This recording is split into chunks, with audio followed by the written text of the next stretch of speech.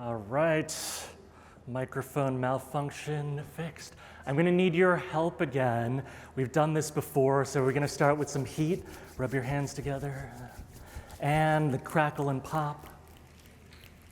And we can light it up. Woo! All right.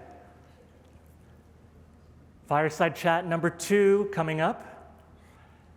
So we've imagined ourselves getting cozy near the fire. Maybe you crack open a cold Pepsi, Mountain Dew, Aquafina, Gatorade, or 7-Up. Or you open up a bag of Cheetos or Doritos if you're feeling peckish. These are some of the products and brands that our next fireside guest has impacted with his approach to innovation by design. He first joined PepsiCo back in 2012 and now serves as the Food and Beverage Corporation's first ever Chief Design Officer. His focus extends from physical to virtual expressions of the brands, including packaging, product, events, advertising, fashion and art collaborations, retail, architecture, and digital. And he leads teams based all over the world, from places as diverse as New York City, Dallas, Chicago, LA, London, Dublin, Cairo, New Delhi, Shanghai, Bangkok, Sao Paulo, Mexico City, and Cape Town. He's also the host of his own video podcast, In Your Shoes, where he interviews inspiring personalities from the creative community worldwide. You can find it wherever you get podcasts. And he's also the author of a new book, and we have a special promotion for AIGA Design Conference attendees, which we'll talk about after the fireside. It's coming out November 1st, but we have a pre-sale offer.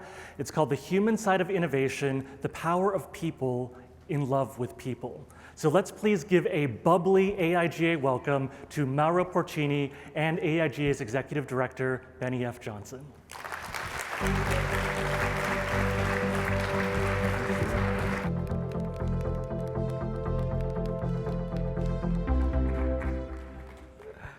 Bennie? Hey, Mauro.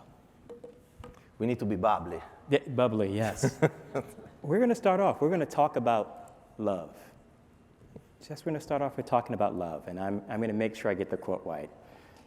Innovation is an act of love, or at least it should be, always. It's a gesture of empathy, respect, generosity, and of one human being's devotion to another, writes Mauro Porcini. So this starts off your text, the human side of innovation, the power of people in love with people. So what drives you? Well, when I talk about people in love with people, right? In a boardroom, in a company, a lot of people eventually roll their eyes and like, well, you know, great, but at the end of the day, we need to drive business. We need to grow the business we are leading. And this is the problem we have been having for many, many years as designers. You know, if you think about what we study at school, they teach us to put the ethnographer hat and study people, understand their needs, their wants, their dreams, the unarticulated needs, eventually the ones that they don't share with us, but we need to observe them, we need to understand what they want and what they dream, and then we need to create extraordinary solutions for them. Right. Could be a product, could be a brand, it could be a piece of content, it could be an experience, and many other things, solutions in general. Then they tell you, by the way, you also need to make money with this. You know, you also need to sell this stuff. But what drives us is this love that we have for creating something extraordinary for them. We really care about creating something that is fulfilling, is realizing those dreams, or is really helping them with those needs. We grow in our careers, in our career path, if we deliver those kind of extraordinary solutions. Now think about the business world. What they teach to people in marketing school, in business school, well, they teach you to grow a business from A to B. They tell you, you need to take a business or a brand, and you need to grow it. Now, the product is a lever. The promotion, the other P, the communication, is another lever. But you have many levers in your toolbox. So you may take actually a product that is average, that is mediocre eventually, grow the business, and still be a business hero, by leveraging other levers, and most of the time with your barriers to entry in your market, with the dynamics of your category or industry. So this kind of situation has been going on for many, many years. Right. Designers care about love. They were people in love with people. They wanted to create something extraordinary for the people they were serving. The business world was caring about profit. You didn't need to have extraordinary solutions. You wanted to have solutions good enough, as profitable as possible. And so they didn't really want to have many designers in-house, for instance. You know, when I need design, I'm going to go to an agency, I'm going to work with them. The agencies were very frustrated because these companies were butchering their amazing ideas all the time. And this was the situation. But now the world is radically changing. And what is happening, essentially, is that every person, anybody of you, today here, any of us, can come up with an idea and get easy access to funding through the proliferation of investment funds looking for the next idea, through platforms like Kickstarter.com.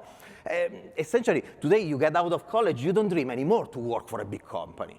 You dream to build your own big company, to build your startup. We live in that kind of world.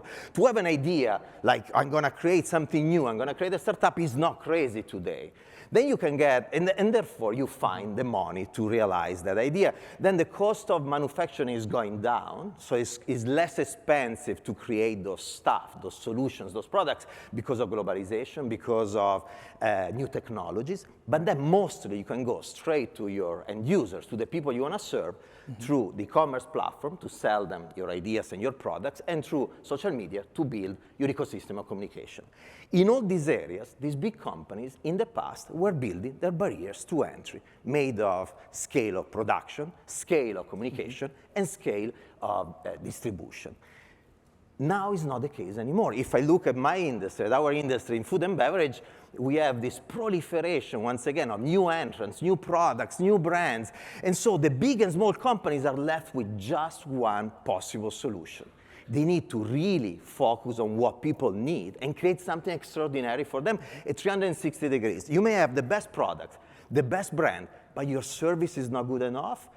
Your competitors, your new competitors, will enter exactly that. They will create a great product, a great brand, but also a great service. Your product may have all of this, but maybe not sustainable enough, not purposeful enough, not healthy enough. That's where they will enter. And so this is a beautiful moment, first of all, for society, because all these companies are forced to create something meaningful for people. That's why there are all these conversations about sustainability, about health and wellness, about purposeful brands, because of this, because it's becoming, for the first time in many, many years, a real, tangible, concrete competitive advantage. And this is a beautiful moment for us designers. The book that I wrote is really about this, is how to position us as designers in front of the business community as people in love with people, as the ambassadors of the human beings, in a moment where human centricity is becoming the biggest competitive advantage that your company can have. It's a business for designers, so that we can tell this story to our business counterparts, but then mostly is a book for the business world to remind them that there is this community that is trained on creating value for people, is trained in human centricity, is trained in creating that competitive advantage that this company desperately needs today. They are in this moment of crisis and transition. They don't know where to go, and they have us there, but we need to tell them this story. So, as we think about this kind of moment, and we think about organizations growing with design, moving into the executive realms, moving into the conversations, you've had the experience of leading major design groups both at Pepsi and 3M before. As you kind of look back over that journey, what advice do you have for those who are growing design within their organizations, small, medium, and large, right? Well, how do we take the skills that we have as designers to have meaningful input and direction into decisions of organizations? Well, many years ago, I was working in 3M, and after a few years, I was looking back and trying to understand what I did right and what I did wrong, trying to figure out a playbook to scale up what I was doing in that company. And I came up with these 5 phases that the creation of a new culture. It happened to be the culture of design, but it could be applied to any culture. 5 phases, the creation of a new culture goes through. This, by the way, was also the main theme of my interview with the CEO of PepsiCo in Ranui 10 years ago, more than 10 years ago at this point. She had a book like this on everything I did in design. She didn't need me to tell her what I did. She knew, she was briefed. The conversation went quickly on how to leverage design thinking to redesign the culture of the company. So I share with her these 5 phases. The first one is what I call the phase of denial, when the company doesn't understand that it needs a new culture. If you stay in denial for too long, you risk to eventually disappear. This is what happened to Blockbuster, to Kodak, and many other companies out there. But luckily for those companies, sooner or later, somebody realized that you need a change. It needs to be the CEO or somebody at the top, because it needs to be somebody with enough power and resources to drive that change. So in my journey, in my case of 3M, an EVP of the consumer business in 3M in America realized that they needed a designer. And so they placed a bet that was very, very safe. They hired a very young guy from Italy. I was 27. They left the guy in Milan in the periphery of the American empire. So even if the guy was screwing up, he was invisible, to the rest of the company.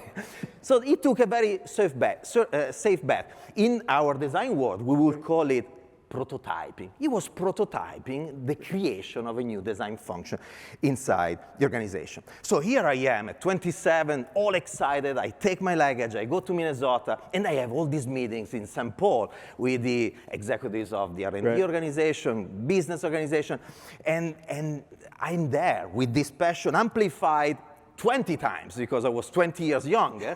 So imagine I was, and I was dressed by far more crazy than today. And I was in these creamy carpet rooms, in the laboratories of 3M in St. Paul. And I have all these meetings, and they go very well. Everybody's super excited, and like, yeah, we love design, we love you, we love everything.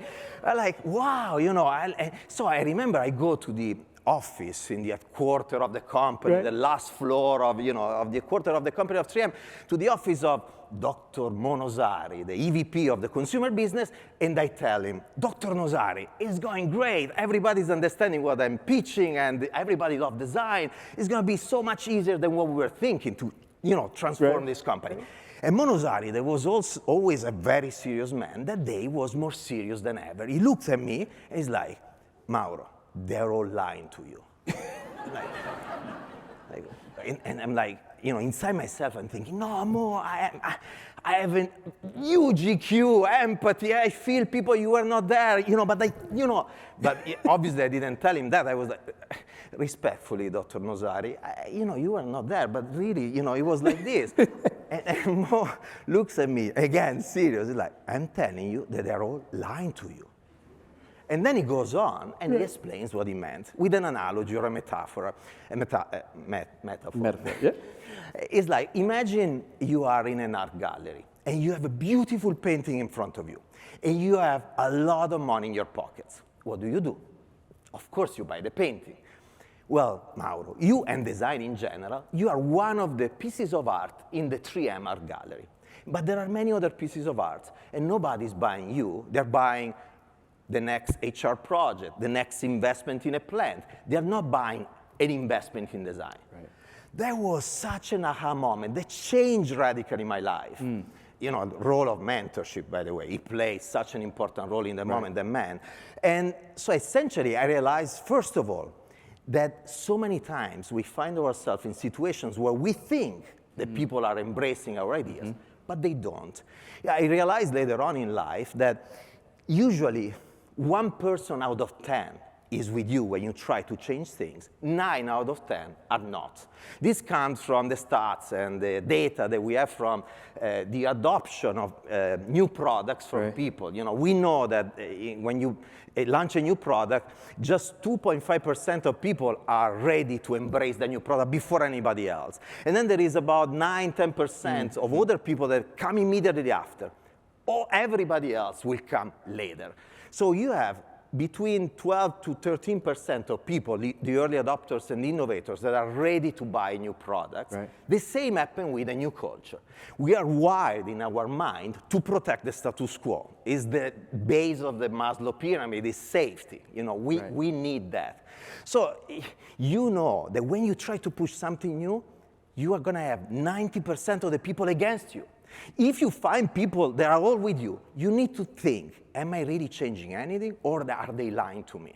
And now, why they lie to you? Not because everybody is bad. Actually, maybe because they're nice. They don't want to disappoint the young guy full of energy and dreams. Or maybe they're like, for safety, once again, well, is sponsored by Monosari, there is the big sponsor, so you don't want to mess up with Monosari, not with Mauro, but with Monosari. So you have those, or eventually it's just that they're sending you a series of signals that are pretty clear, but we, people, love to think that other people love us. So most of the time we ignore those signals because we don't want to think that people don't like us or our ideas. So for a reason or the other, we find ourselves, when we try to change culture, in this situation all the time. I think this second phase that I call the phase of hidden rejection is probably the key reason why Indra Nooyi decided to hire for a company like PepsiCo, in the world of consumer goods, a guy with an industrial design degree coming from the world of technology. It was 3M back then. I was going to ask you, what changed? What changed from your time at 3M to then starting anew at Pepsi? Well, nothing, essentially. Okay. The two companies, no matter you think, well, they're completely different. Tech and innovation-driven in the world of technology. The other one is, the company we all know is brand-driven, is sales-driven.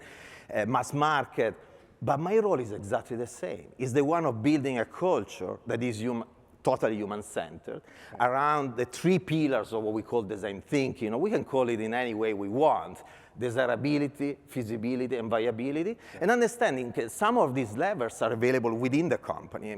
3M had amazing technologies I could leverage in the company.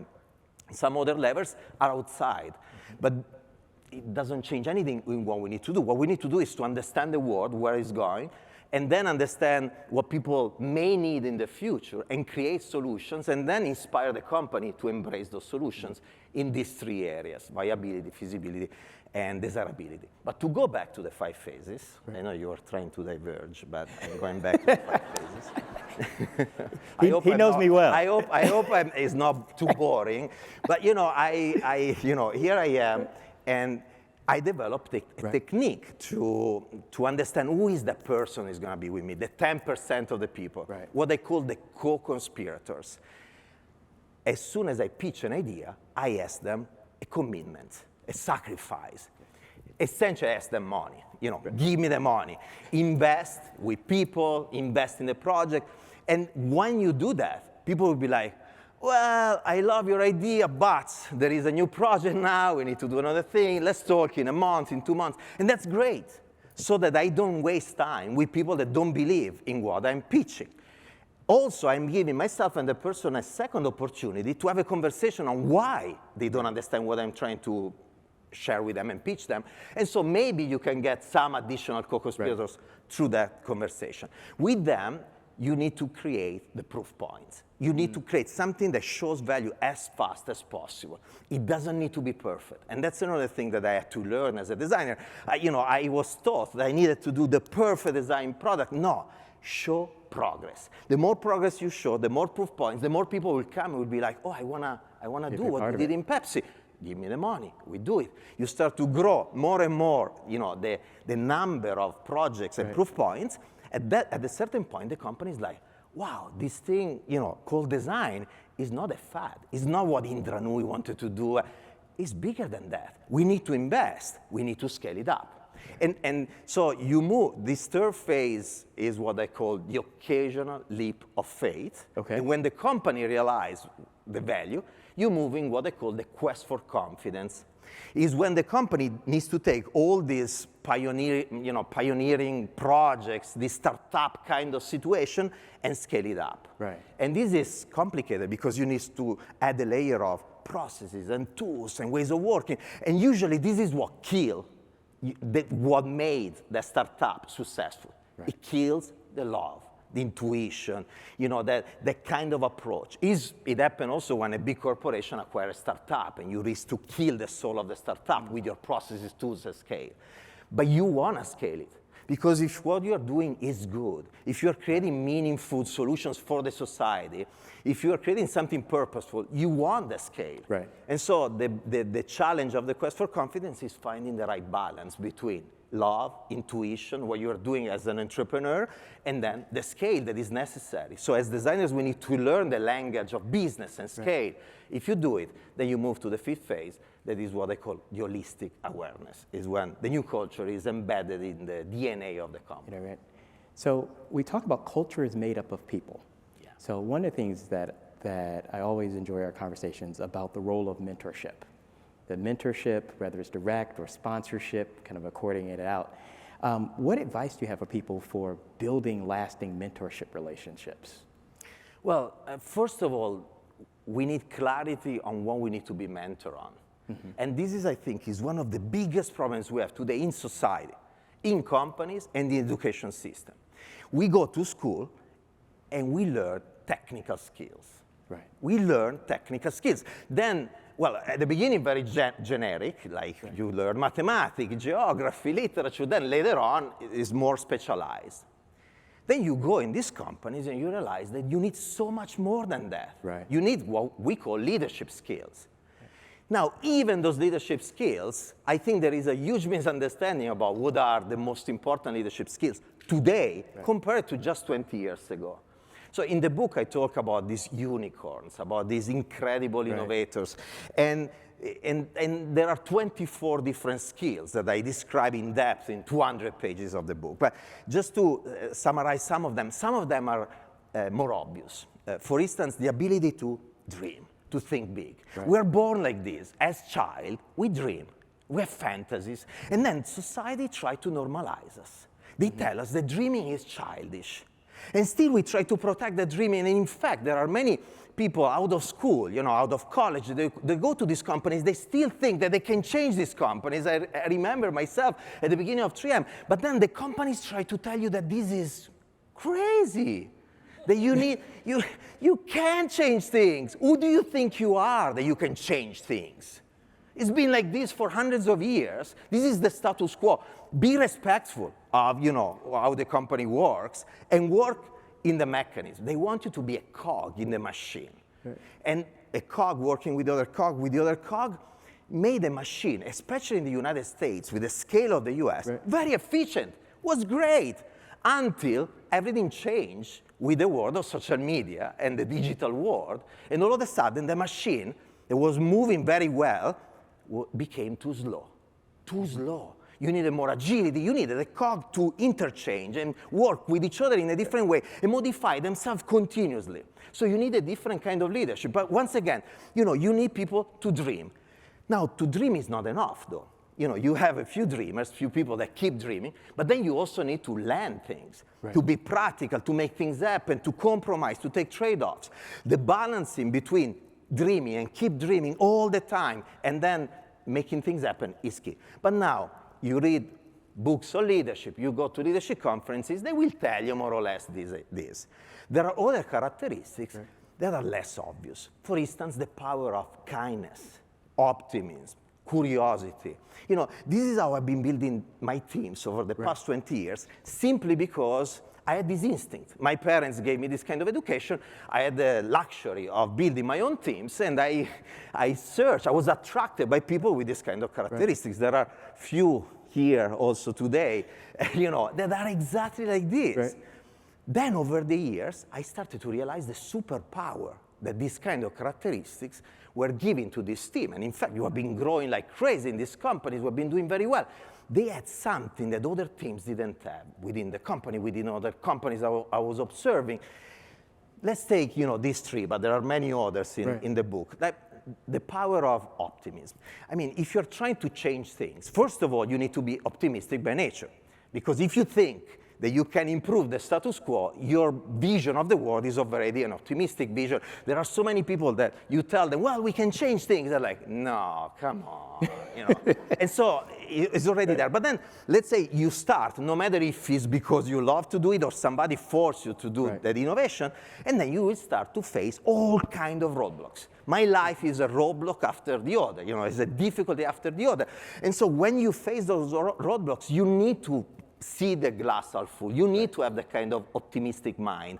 And some of it is nature, but some of it could be some things that you do. You know, when I face moments that are really, really difficult, I try to step back and first of all, remember my dream. Remember when I'm trying to go. And my dream gives me so much energy. But then remember also where I came from and the progress and celebrate and appreciate the progress. And so you see all of a sudden that roadblock as just a milestone in a trip. And I remember also how many difficulties made me a better person, a better leader in the past. So I can see that actually even that difficulty could help me. Curiosity, you know, curiosity is about being in love with connecting with other people, trying to get out of your comfort zone to connect with other people. Actually, curious people love diversity. They love people different than them because they know that in that diversity, there is the precious gift of knowledge. These are people with a different background, with different biases, with a different history, and so they see things in a different way. They can offer you different things. And if innovation is all about looking at something, you know, that everybody's looking at, and all of a sudden see something that nobody ever saw before, well, what you need to do, you need to change perspective. And through dialogue with people different from us, respectful dialogue with people different from us, we can blend our perspective with the other perspective and build a new original perspective that is the innovative perspective, is, you know, coming from the dialogue. Curiosity that pushes you to read books. In books, there is the concentration of the knowledge of people gathered, you know, in their entire life, and they put it there in few pages, and we have that access to the knowledge of thousands of years of people all around the world. Is moving from one place to the other without moving just from a business meeting to another business meeting. But when you are there in another city, in another country, is getting out of the business room and getting lost in the city and observe people, how they eat, how they drink, how they communicate, how they dress. I tell my teams, when you go to another city, spend time outside of the business meetings. I'm going to pay for that extra night in the hotel room. Go and enjoy the city and get lost there without an agenda. Just learn. I come back from these trips with so much energy and inspiration. And finally, and I close, I swear I close, kindness. Kindness. I need to talk about kindness. It's too important. For me, it's the most important point of the day, of my life actually became. Kindness, you know, how many people want to be surrounded by people that are not kind? How many people want to go to work and be surrounded by people that are not nice to you? I guess nobody in this room and nobody listening to us from home. Nobody. So when you are surrounded by people that are not nice in a working environment, what do? Well, you go there because you're forced to go from 9 to 5, you do your meetings, and you disappear. But if you love the people you are surrounded from, then you want to spend time with them. You may have a drink with them, you may have a meal. In those quality moments, that's when you build the bonds, the synergy, that change the game, when later on you will face a difficulty. Could be a difficulty in the project, could be a difficulty in the business, it could be a difficulty in your life, because also the difficulties in our lives are something that we bring to the company, to the work, and we need to deal with it. You know, if you don't trust the people you work with, if you're afraid they're going to stab you on the back, what do? You do a series of activities to protect yourself. Now, all those activities are redundant for the company. This is all lack of productivity. Now, if you're the CEO of a company, if you're a business leader, multiply the lack of productivity of few people in a team for, in my company, 300,000 people. Imagine the lack of invisible lack of productivity that this company generates by not having eventually, you know, kindness in the organization. And yet, when we talk about productivity, we talk about cutting costs of people, of manufacturing processes. Nobody ever talked about driving productivity by investing in kindness. And it's so powerful. You know, what are the probabilities that if you have a boss that is not kind to you, you're going to help this person in a moment that this person has a blind spot? They're very low. And when that person has a blind spot, it's a problem for the company. Or even if you are so kind that you want to help the person, probably the person doesn't want your help. You know, and I will close with a story. I was in another conference a few days ago, and somebody, the head of design of a big corporation that we all know, shared a story about something that happened to him. He got this job, and he goes in the room of this top executive, and he starts to pitch design. And he starts to share with him how design is going to change the company, and what design can do, and design here, and design there. And the guy, you know, he could see the guy getting rigid and rigid. And at a certain point, he started to shout, a very rude way. It's like, I don't care about design. I just care about profit. I want to grow this business. You know, I don't care about what you're saying. Go out, literally like this. So the guy goes out, and he's like, what did I do wrong? You know, and the meaning of his story was, well, I needed empathy in that moment. I needed to understand this person. I needed to put myself in these shoes and understand how to talk to this person. So I realized that, and I started to work to really pitch the story in a completely different way. I went back, and then over the years, that guy became my best partner. And so I was like, wow, it's a beautiful story about empathy, about putting yourself in the shoes of the other person. And I was there, sitting like you are sitting there, and the guy was here. And I had to raise my hand and say something. And I told him, okay, this is beautiful, and it's a beautiful story about empathy, but we cannot endorse anymore certain behaviors in a company or in society. We can't have people shouting at other people, being rude. Enough. Now, this has been true forever, right? I mean, this is wrong, always. But now it's even more wrong than in the past. Even for the companies, there is another angle to tell this story. Essentially, if you are the CEO of a company, or a business leader, or a team leader, and you have people like this, essentially, these people have blind spots that are not just damaging themselves, they're damaging the company. Now, this guy was lucky, the business leader, because he had the other guy, the design guy, that has such an empathy that he found a way to go back to him and tell the story in a different way, and they could work together and drive design and build value for the company. But if he didn't find that kind of person, that essentially was a diverse kind of person, he was thinking differently. He was a designer, he was not a business leader. So if he didn't find that kind of person on the other side, the company today wouldn't have design at the core of the business and that competitive advantage. We need to stop this kind of behaviors because they damage the companies. Kindness, working together, understanding each other, empathy, putting yourself in the other shoes, understanding the language of the other person with all the diversity, any kind of language. In the book, I talk about being culturally polyglot. Understanding people, business and professions, different kind of categories of human beings, in society, in the world, in the planet, and in business, and build these connections with the power of love. People in love with people, the subtitle of the book is all about this. The second set of people is all about human centricity. The first set of people is about these unicorns that need to drive things in a different way. Love synthesizes it all. It's the love you have for the people with you because it's not anymore a one-woman or one-man show. Is a team effort because there is this hyper-specialization where you need the best designers, the best engineers, the best scientists, the best marketers, and they need to work together. You need a glue, and love is the glue. And it's the love for the people you serve, and it's the love that drives you, the passion. I think that...